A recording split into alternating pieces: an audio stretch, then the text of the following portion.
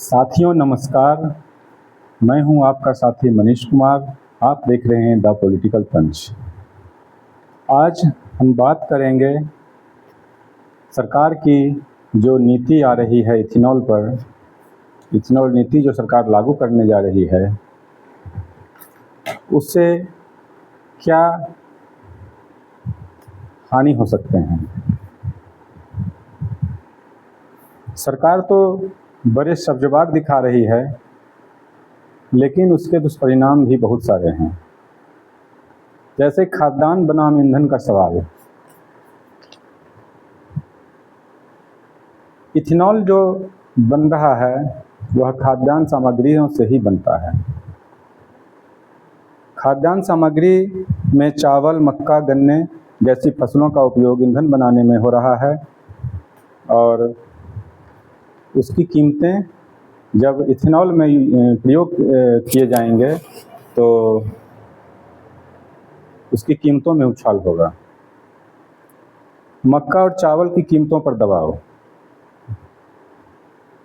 तो मैंने जैसे बताया कि उसकी कीमतों में उछाल होगा। मक्का और चावल, गन्ना, इन सारे फसलों में जितने जो भी उत्पादन होंगे वो मांग के अनुसार वो पूरा नहीं हो पाएंगे, तो स्वाभाविक है कि महंगाई फिर अपने चरम को पार कर जाएगी। तीसरी बात है कि इन सब फसलों के उत्पादन में पानी की खपत भी बहुत है। तो पानी का भी खपत जब होगा तो पानी की भी स्कार्सिटी होना शुरू हो जाएगी। चौथी बात है पर्यावरणीय लाभ पर सवाल। सरकार इथेनॉल को हरित ईंधन बता रही है। सरकार इथेनॉल को हरित ईंधन बता रही है, लेकिन खेती, सिंचाई, उर्वरक और प्रसंस्करण के लगने वाली ऊर्जा को जोड़ो तो कार्बन लाभ उतना बड़ा नहीं रह जाता। पांचवी बात है चीनी मिलों को लाभ, छोटे किसानों को नहीं। इसमें आलोचकों का कहना है कि नीति का सबसे बड़ा लाभ बड़ी चीनी मिलों और डिस्टिलरी मालिकों को मिलता है। छोटे किसानों को आय में अपेक्षित वृद्धि नहीं हुई है। छठा है खाद्य सुरक्षा का खतरा। भारत में अभी भी करोड़ों लोग सरकारी राशन पर निर्भर हैं। जैसा कि हमारी सरकार अपना पीठ थपथपाती है कि मैं 80 करोड़ लोगों को राशन मुहैया करा रहा हूँ, तो यह दुर्भाग्य की बात है कि अभी भी 80 करोड़ लोग राशन की लाइन में खड़े हैं। तो यह भी जो है खाद्य सुरक्षा भी जोखिम भरे माहौल में आ जाएगा।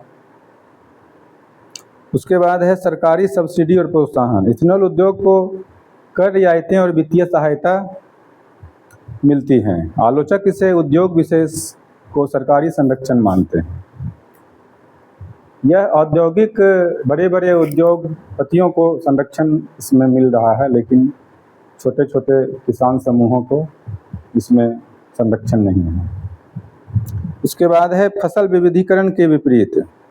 अगर किसान इथेनॉल में उपयोग करने वाले फसलों पर जब आ जाएंगे तो दूसरे फसल पर वो ध्यान देना बंद कर देंगे, तो वो विलुप्ति के कगार पर आ जाएंगे। तो इसमें फसल विविधीकरण पर भी प्रभाव पड़ सकता है।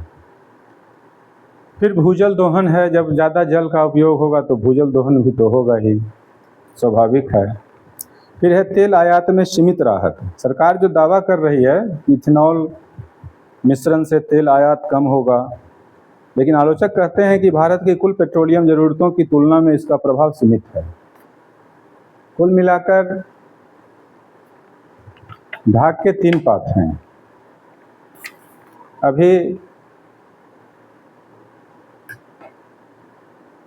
लोग बता रहे थे कि इथेनॉल वाले ईंधन से इंजन पर भी प्रभाव पड़ रहा है। सरकार जो कह रही है 15 वर्ष तक लिमिट एक दे दिया है कि 15 साल के बाद गाड़ी की रिटायरमेंट कर दी जाएगी। तो जब इथेनॉल का प्रयोग होगा तो वो 10 क्या 15 क्या 10 हो जाएगा। ऐसा जो गाड़ी के मैकेनिक वगैरह हैं वो भी बता रहे हैं। तो सरकार अपनी नीति लागू करेगी और हम लोग उसका पालन करेंगे, चाहे वह हमारे लाभ में हो, हमारे हक में हो या न हो। आप अपनी राय रखें, क्या इथेनॉल नीति जनता के हित में है? अगर आपको ऐसा लग रहा है कि इथेनॉल नीति जनता के हित में है तो कमेंट बॉक्स में लिखें, नहीं है तो भी लिखें इथेनॉल नीति का क्या प्रभाव पड़ेगा, आपकी नज़र में क्या है। अभी तक आपने मेरा चैनल सब्सक्राइब नहीं किया है तो द पॉलिटिकल पंच सब्सक्राइब करें, बेल आइकन को ज़रूर दबाएं, हमारे इस वीडियो को ज़्यादा से ज़्यादा लोगों तक शेयर करें ताकि हमारा सब्सक्राइबर बढ़े, हमारा व्यू बढ़े, हमारा प्रोत्साहन हो। धन्यवाद। जय हिंद, जय भारत।